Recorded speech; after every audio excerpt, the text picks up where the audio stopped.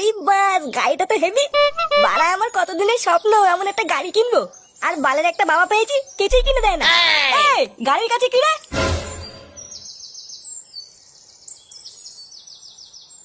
গাড়ির কাছে কি করছিস লেওড়া? সর বাড়া, সর দূরে সর।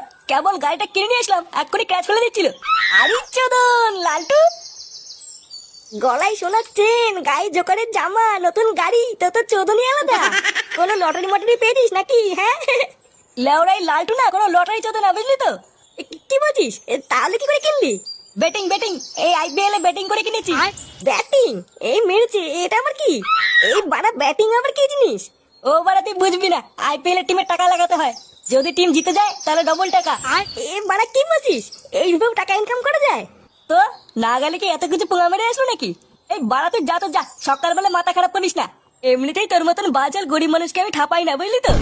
এই খানকে ছেলে বলে কি রে? না, আমাকেও দেখছি এই লাইনেই নামতে হবে।